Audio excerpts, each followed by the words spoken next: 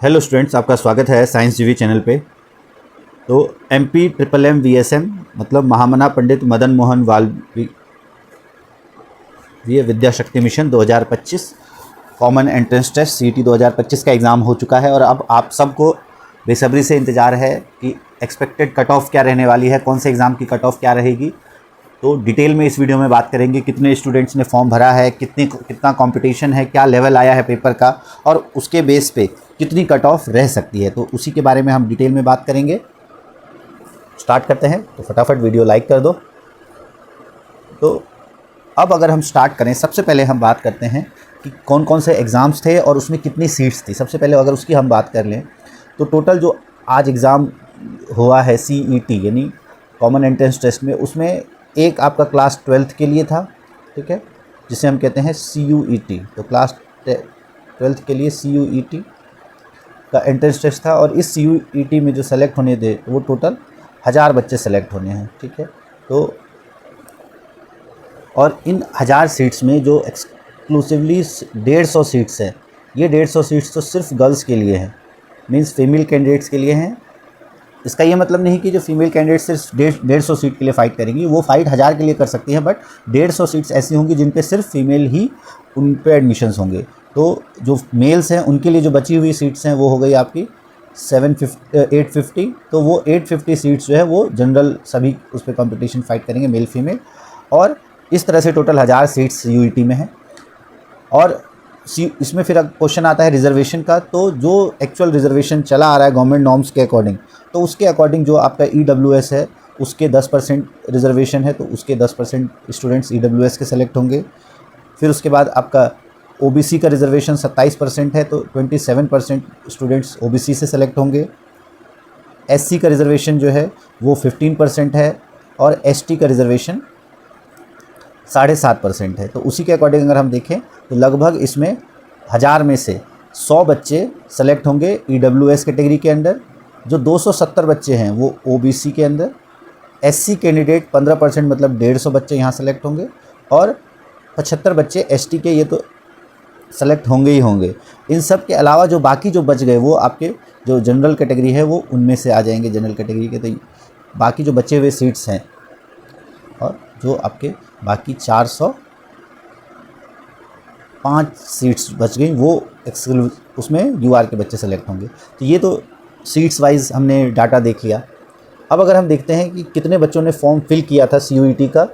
अच्छा, CUET में subject wise as such data नहीं है और सब्जेक्ट वाइज सिलेक्शन का भी कोई क्राइटेरिया नहीं दिया गया है। तो जो भी ओवरऑल सेलेक्ट होंगे वो 1000 बच्चे सेलेक्ट होंगे, जो टॉप के 1000 बच्चे होंगे। इसमें ऐसा नहीं है कि साइंस के कुछ सेलेक्ट होंगे, आर्ट्स के सेलेक्ट होंगे, ऐसा नहीं है। ओवरऑल 1000 बच्चे सेलेक्ट होने हैं। और टोटल जो CUET फॉर्म फिल किया है स्टूडेंट्स ने, अगर उनकी हम बात करें तो ओवरऑल जो फॉर्म्स फिल हुए हैं CUET के वो हुए हैं आपके 32,168। तो 32,168 फॉर्म्स आपके फिल हुए हैं। और मान के चलें अगर बहुत सारे स्टूडेंट्स ने एग्ज़ाम दिया है तो लगभग 32,000, इसको राउंड फिगर अगर लेके चलें कि 32,000 स्टूडेंट्स ने पूरे दिल्ली से CUET के एग्ज़ाम फॉर्म भरे थे। तो हर एक सीट पे अगर हम देखें तो 1:32 का रेशियो है, मतलब हर एक 32 स्टूडेंट में से किसी एक को एक सीट मिली है। तो कंपटीशन काफ़ी ज़्यादा आपको लग रहा होगा, लेकिन ये इतना ज़्यादा नहीं है।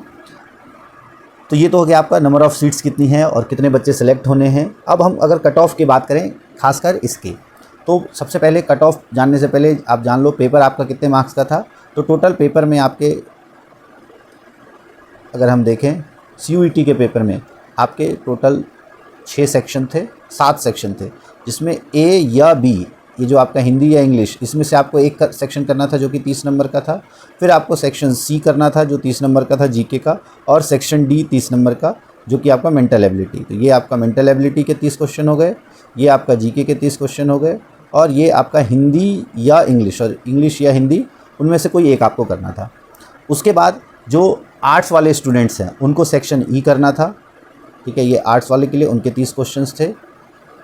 फिर साइंस वालों को सेक्शन F करना था, और सेक्शन G जो है ये साइंस वालों के लिए, और सेक्शन G ये 30 नंबर इनको करना था कॉमर्स वालों को। तो इस तरह से टोटल जो अगर हम देखें आपके क्वेश्चंस कितने अटैम्प्ट करने थे, 30 इसमें से, 30, 30, 60, 30, 90 और इनमें से कोई एक सेक्शन। तो टोटल 120 क्वेश्चन आपको अटैम्प्ट करने थे और आपकी जो कट ऑफ भी बनेगी वो 120 में से बनेगी।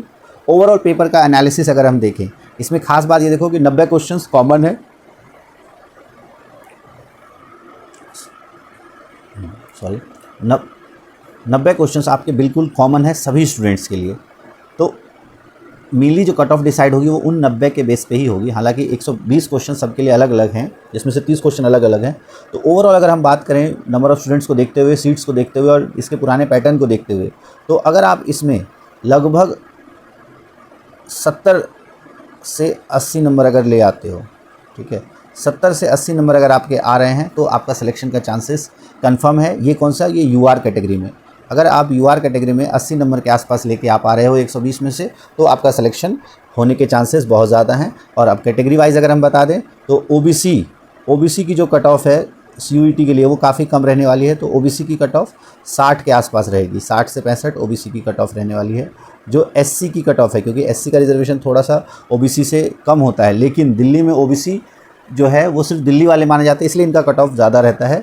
तो एससी की कट ऑफ आप मान के चलो 62 टू 67 के आसपास ये एससी की कट ऑफ रहेगी।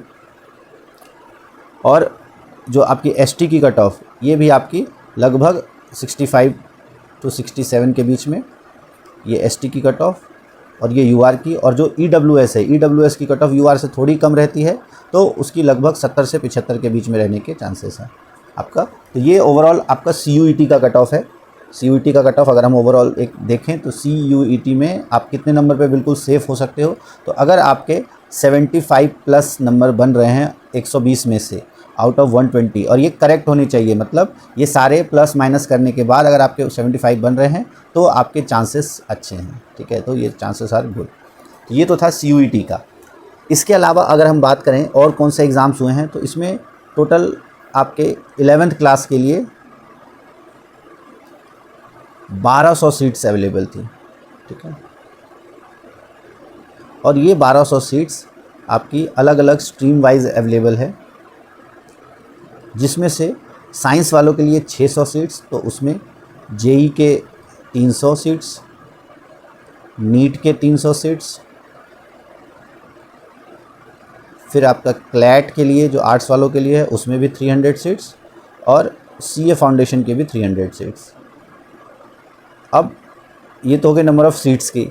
अब अगर हम देखें नंबर ऑफ़ जो फॉर्म्स फिल किए गए हैं वो कितने किए गए हैं, तो उसकी अगर हम बात करें अगर, तो जेई में सबसे कम फॉर्म फिल हुए हैं ओवरऑल, वो हुए हैं सिर्फ 4915। तो काफ़ी कम कंपटीशन है जेई के लिए।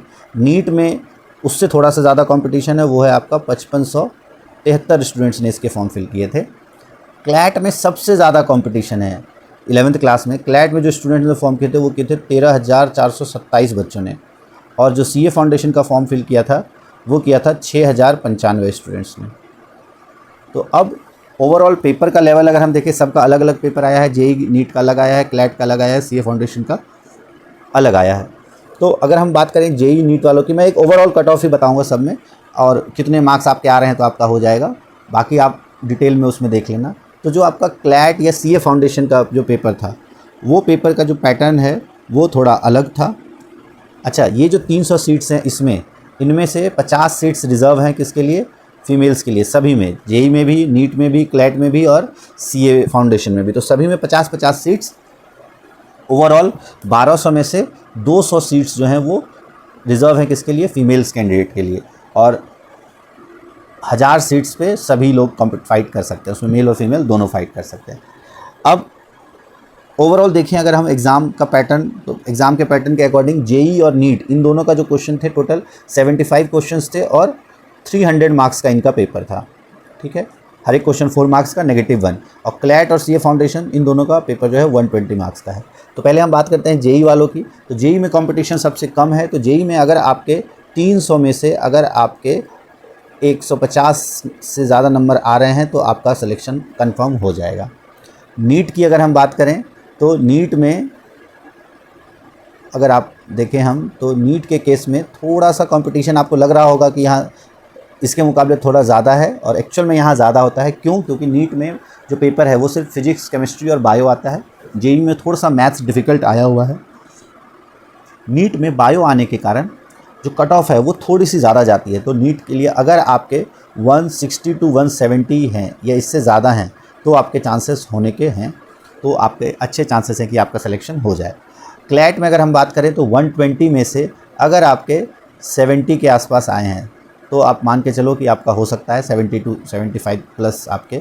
और अगर हम बात करें सीए फाउंडेशन की तो इसका भी अच्छा पेपर आया है, इसमें भी आपके 70% के आसपास, मतलब 70 नंबर अगर आपके आ रहे हैं, ये नंबर की हम बात करें 70 नंबर अगर आपके आ रहे हैं तो चांसेस आपके बन जाते हैं। क्योंकि यहाँ पर कंपटीशन नीट के जो सीयूईटी के मुकाबले अगर हम देखें तो यहाँ पर 300 सीट है और लगभग 5000 बच्चे हैं। तो हर एक जो 50 बच्चे हैं उसमें से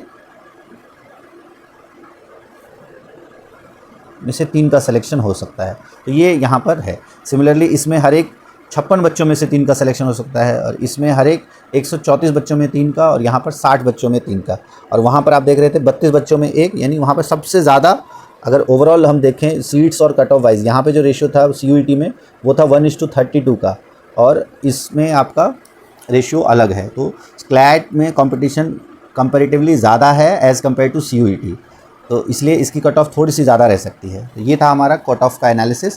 कैटेगरी वाइज अलग अलग होगा। एक बार फिर हम सम अप कर दें कि सीयूईटी की जो कट ऑफ है फाइनल, अगर आपके कितने मार्क्स हैं, कैटेगरी वाइज मैं जनरल की बता रहा हूँ, आप अकॉर्डिंगली अलग उसमें 2-4 मार्क्स 5 मार्क्स कम कर लेना। तो सीयूईटी में अगर आपके 75 प्लस हैं 120 में से तो आपका हो जाएगा। फिर आपका जेईई में, जेईई के एग्ज़ाम में अगर आपके 150 प्लस हैं तो आपका आसानी से हो जाएगा।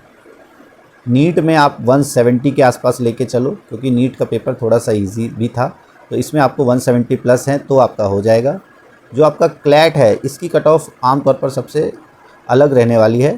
तो क्लैट में आपका लगभग 70 के आसपास अगर आपका नंबर है तो आपका सिलेक्शन 70 से 75 हम कर लेते हैं, 70 से 75 में आपका सिलेक्शन हो जाएगा।